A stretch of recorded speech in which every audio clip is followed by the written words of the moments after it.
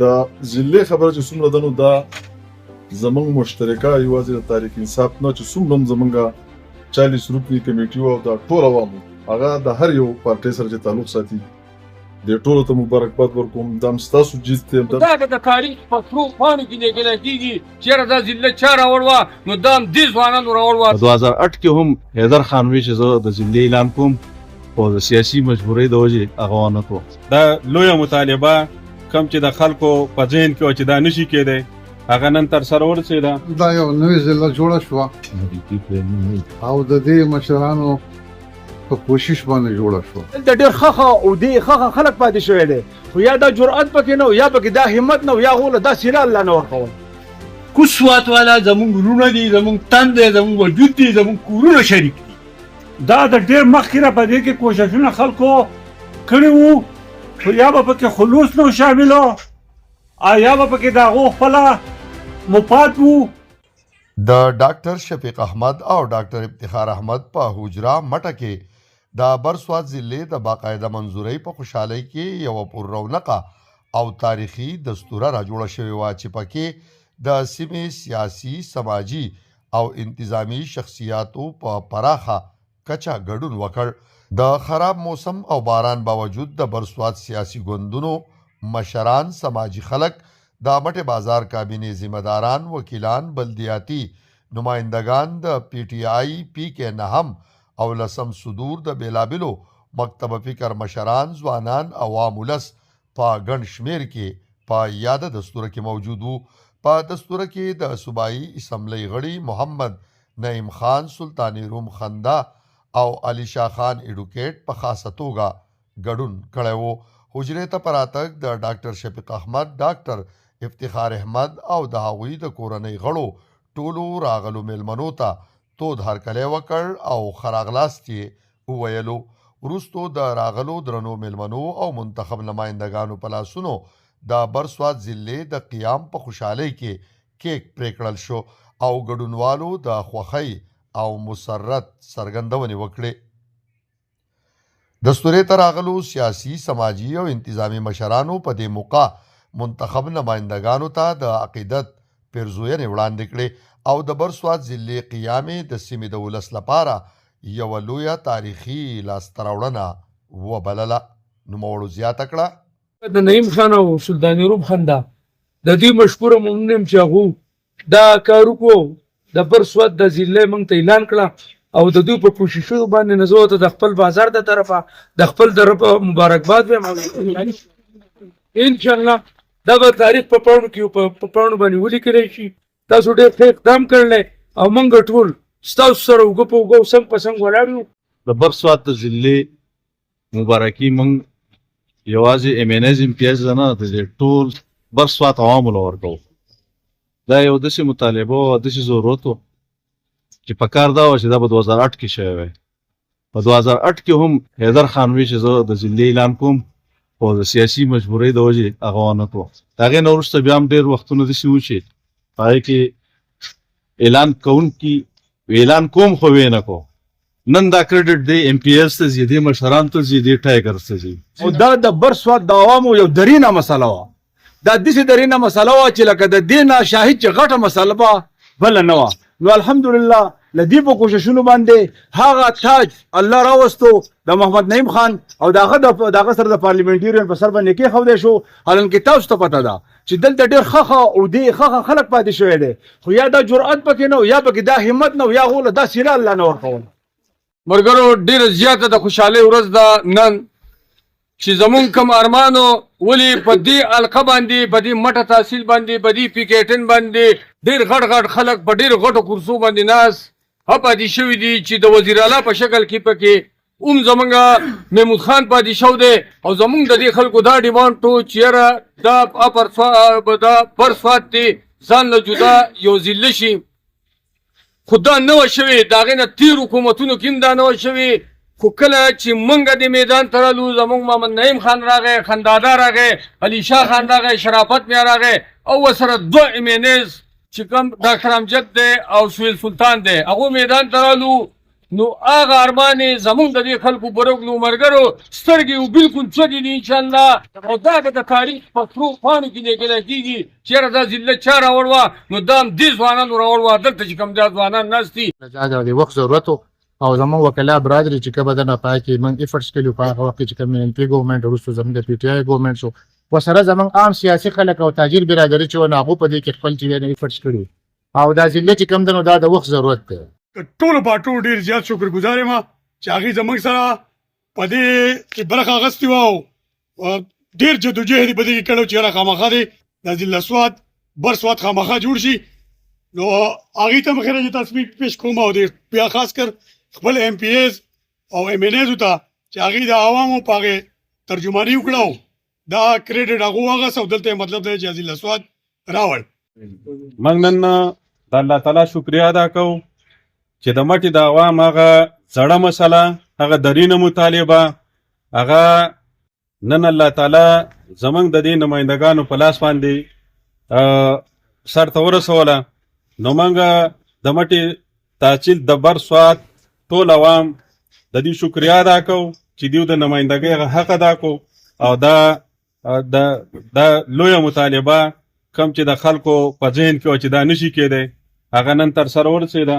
نو زه دوی ته مبارکباد ورکوم مونږه که لاندې سوات یو که مونږه باندې سوات یو یو خبره چې مونږه ټول وروڼه یو په دې کې هېڅ شک نشته مونږ یو وروڼه یو یو تن یو یو وجود یو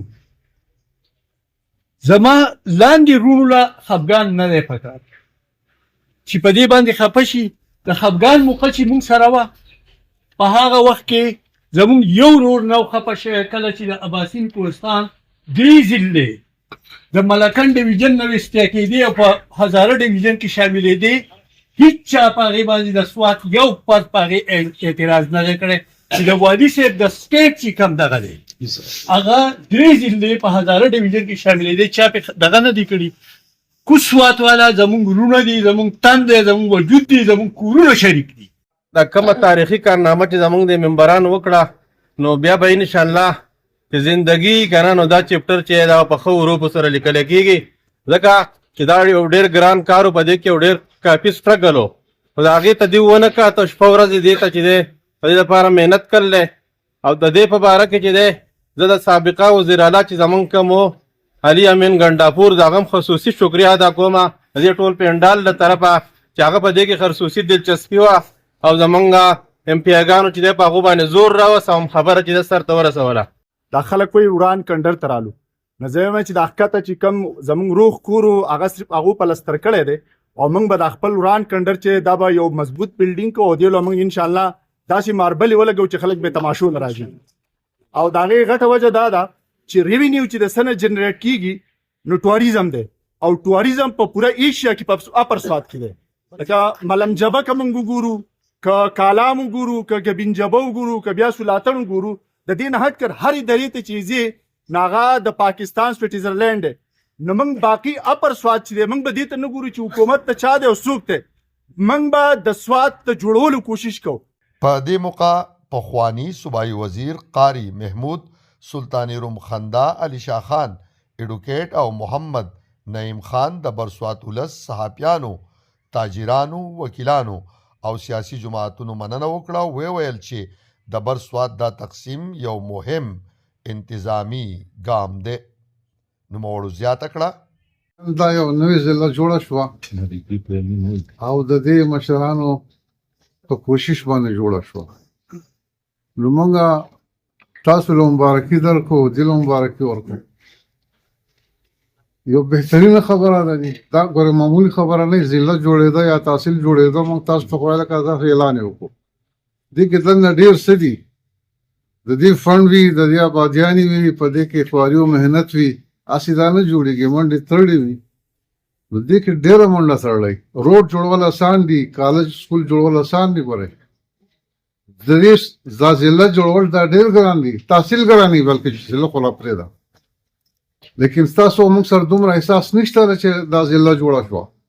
دا یو لوی کار دی روډ ته وباسه سکول ته وباسه سړک ته وباسه خو دا ضلع چې جوړه شوه که نه د دې لپاره دغه هم پوره ده نور هېڅ مه غواړئ زما کومه هېڅ دې مه غواړئ د زړه د کومې نه د برسوات په جوړېدو تاسو ټولو ته مبارکي در کومه. ستاسو زموږ د ټولو دی دا په بار بار مبارک شي. دا زموږ دپاره یو یادګار ورځ ده. لکه څنګه چې زموږ د ملګرو وې دا د ډېر مخکې نه په دې کې کوششونه خلکو کړي وو، خو یا به پکې خلوص نه شاملو او یا به پکې د هغو خپله مفاد وو، د حلقو د تقسیمېدو وجبه وه یا بله څه وجبه وه، نو دا پای تکمیل ته نه وه رسېدلې. خو چې کله زمونږ دا حکومت راغی او موږ لږ په ځای شو، نو د هغې نه 2-3 میاشتې وروستو موږ په دې کې امپیګانو او امینېګانو وخت په وخت چې کله موقع راغلې ده موږ خپله برخه کوشش کړی دی او وزیر اعلی صاحب ته یو خبره په غوږ کې اچولې ده چې یاره زموږ سره پلانکۍ محکمه په برسا کې شته، پلانکۍ شته، ډېرې محکمې زموږ سره شته، خو زموږ صرف ډي سي او یو څو محکمې نشته دی. مهرباني وکئ دغه موږ له راکئ. زموږ د سواد ډېر زیات غټ شوی دی، آبادي د 28 لاکونه وراوښتې ده. زموږ ډېر سخت ضرورت دی. نو په بار بار وینا باندې هغو ته خبره په زړه ته ورسېدله او یو وخت داسې راغی چې هغه زموږ سره متفق شو. داسې سټوپټ خلک پکې دی چې بله ورځ یو کس پوسټ ورکړی و، نو په هغې کې د یو کس پټوي ورکړی وي چې دا د هغه خواب و نو پوره شو. نو ما یره وره چې دا علامه اقبال دی، هغه د پاکستان خواب لیدلی و، بیا هغه پوره شوی و. بیا لکه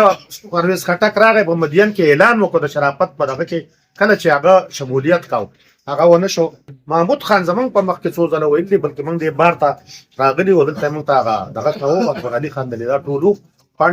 فنډ راکوو. نو هغه موږ ته تپوس خلکو وکړو، نو ویې چې یاره تاسو بس ځان له برابر دا 5 منټ خبره ده، زه به یې دغه وکړم اناونس کړم. هغه ونه شو. نو یې لکه د اوس خوب لیدل 15 کاله مخکې و، موږ زری شو، نعیم خان او خنداده او موږ ټول او د خوب پوره شو. دا علامه اقبال دی. لکه داسې بېوقوفه خلک پکې قمقل پکې هم دي. ګوره داسې کار دی چې یو کار پریکټیکلي کول غواړي. مسله دا ده پرویز خټک وزیر اعلی هغه ونه کړو، د هغه کریډټ هغه ختم شو. محمود خان ونه کړو، د هغه ختم شو. بیا پکې دغه کس چې دا خوب یې لیدلی هغه د کمې غاړې راغی. اوس مسله دا ده چې په دې کې پاکه خبره ته زه کومه، دې کې خنداده ویلي، نعیم خان ویلي، ما ویلي وزیر اعلی ته. د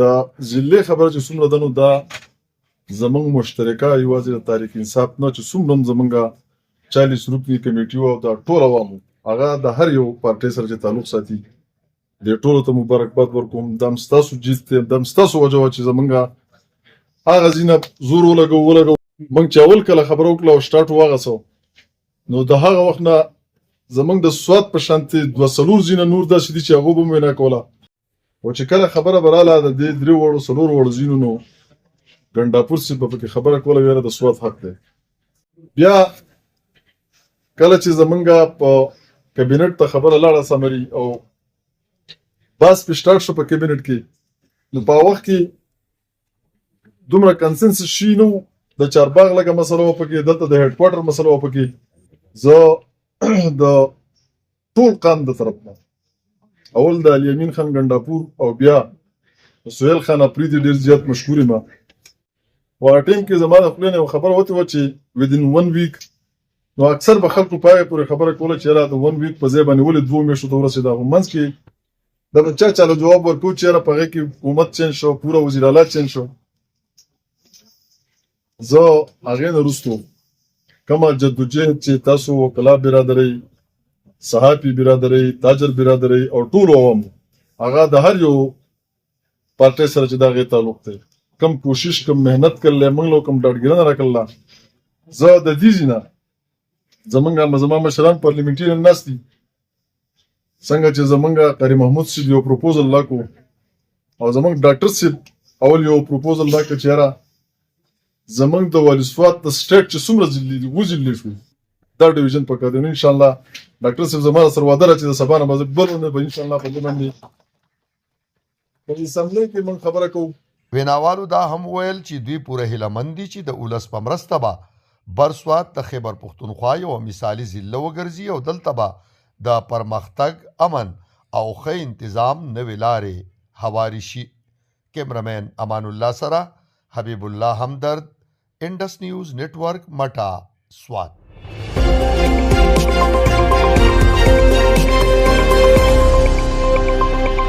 Indus news network, د ټولو आवाज.